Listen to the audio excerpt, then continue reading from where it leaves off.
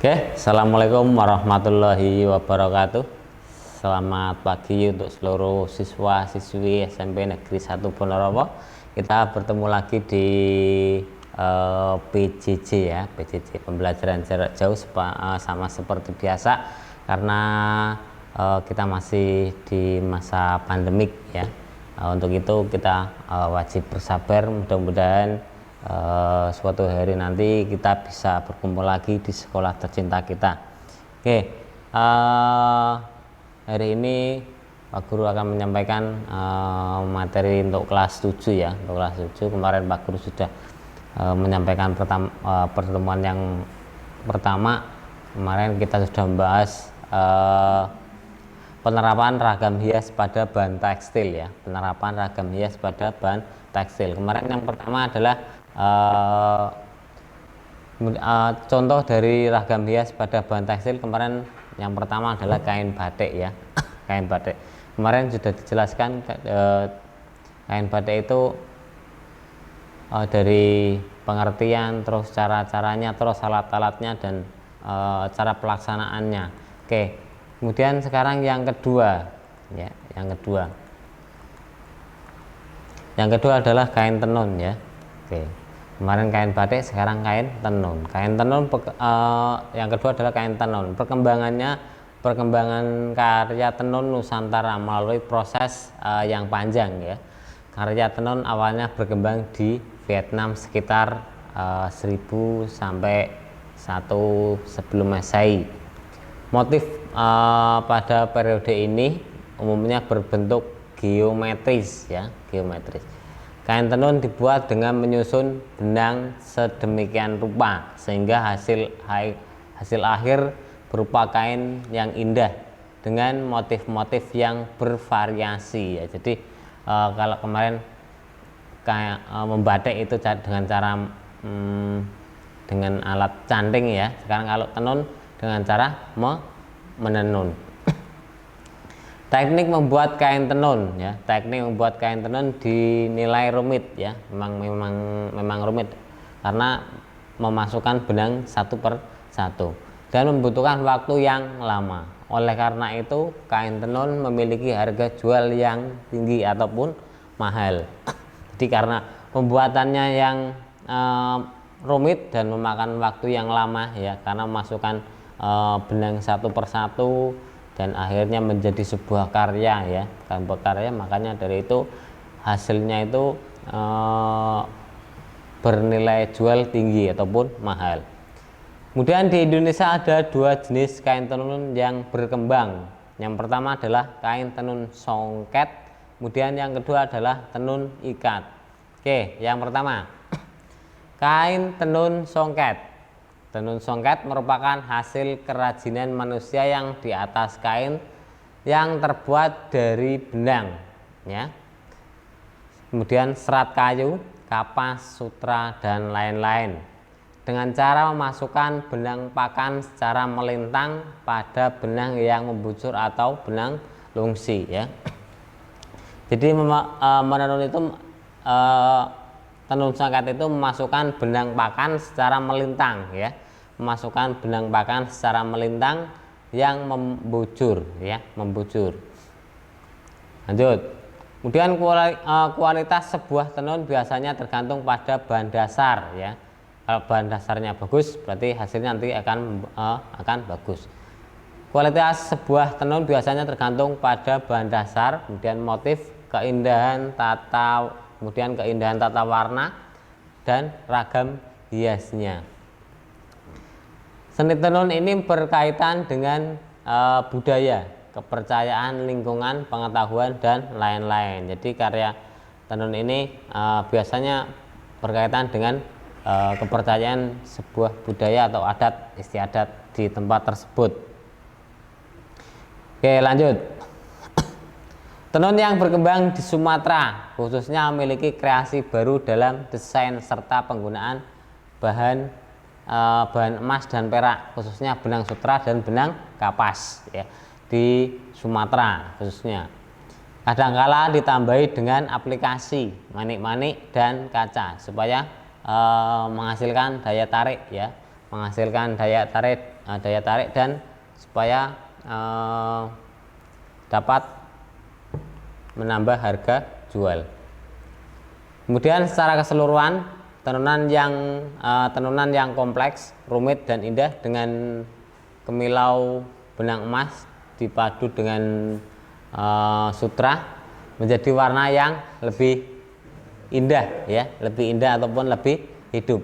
Nah, itu di situ biasanya digunakan untuk menjadi daya tarik tersendiri supaya orang-orang tertarik untuk membeli ataupun menggunakan kain tenun. Oke, yang selanjutnya ini adalah salah satu contoh tenun songket ya, salah satu contoh tenun songket. Oke, dari macam-macam tenun tersebut memiliki arti yang berbeda-beda. Oke, lanjut. Dan yang kedua adalah tenun ikat. Kalau tadi yang pertama tenun songket, yang kedua adalah tenun ikat. Tenun ikat atau kain tenun merupakan kriya tenun berupa kain yang ditenun dari helaian benang pakan dan lungsi yang sebelumnya diikat dan dicelupkan ke dalam pewarna. Kalau tadi tenun songket memasukkan benang lungsi benang pakan ke benang lungsi ya secara satu persatu. Dan kalau tenun ikat ya, kain yang diikat kemudian dicelupkan ke dalam sebuah pewarna, ya, dicelupkan ke dalam pewarna. Ini adalah contoh dari tenun ikat. Oke, sekarang bahan yang digunakan untuk membuat tenun ya. Bahan yang digunakan untuk membuat tenun ikat. Yang pertama adalah benang wol dengan perpaduan warna yang serasi. Benang wol dengan perpaduan warna yang serasi. Misalnya merah hati, orange, kuning, biru, hijau dan kuning, bukan pelangi-pelangi ya. Kemudian yang kedua, peralatan yang digunakan untuk menenun antara lain gunting, peniti, dan cetakan tenun. Ya. Gunting, peniti, dan cetakan tenun. Kemudian yang selanjutnya pembuatan tenun melalui beberapa tahapan. Ya. Pembuatan tenun melalui beberapa tahapan. Yang pertama, membuat rencana penataan warna yang digunakan dalam tenun. Perlu dihitung paku yang ada, kemudian gambar pola di atas kertas. Jadi sebelum kalian membuat tenunan, kalian harus membuat sketsa atau membuat gambar pola di atas kertas terlebih dahulu untuk membuat contoh. Kemudian yang kedua, mengambil benang sesuai pola. Kemudian ikatkan dengan kuat pada paku paling tepi. Dan yang ketiga, mengikat secara melingkar pada paku. Jika menginginkan jumlah tali 8, ikatan 4 putaran ya. Jadi masing-masing 2 kalinya. Oke, lanjut. Yang berikutnya, ikatkan benang secara diagonal ya. Ikatkan benang secara diagonal. Kemudian mengikat semua jalur ikatan benang secara terhubung. Kemudian potonglah secara semua ujung benang yang terikat pada kayu. Oke, yang selanjutnya, yang B. Tadi yang pertama adalah jenis-jenis. Sekarang yang B, jenis dan sifat bahan tekstil. Bahan tekstil memiliki keanekaragaman jenis dan bahan dasar yang berasal dari alam. Bahan dasar tekstil akan mempengaruhi sifat dari bahan tekstil yang telah diproduksi. Jadi kalau bahannya bagus, nanti otomatis hasilnya juga akan bagus. Kalau bahannya jelek, sudah tidak perlu ditanyakan, berarti hasilnya juga jelek. Lanjut, berkembangnya ilmu pengetahuan dan teknologi saat ini, maka perkembangan bahan tekstil pun semakin pesat sesuai dengan kebutuhan para konsumen. Bahan tekstil untuk busana tersebut berasal dari bermacam-macam serat. Jadi bahan tekstil itu berasal dari macam-macam serat. Jadi hasilnya juga nanti akan bermacam-macam. Jenis-jenis serat. Yang pertama, jenis-jenis serat. Pada dasarnya serat bahan tekstil berasal dari 3 unsur, yaitu yang pertama yaitu serat yang berasal dari alam atau tumbuh-tumbuhan, kemudian serat buatan atau sintetis, dan galian, asbes ataupun logam. Oke, untuk materi hari ini Pak Guru tidak akan banyak menyampaikan materi. Yang penting kalian memahami, dan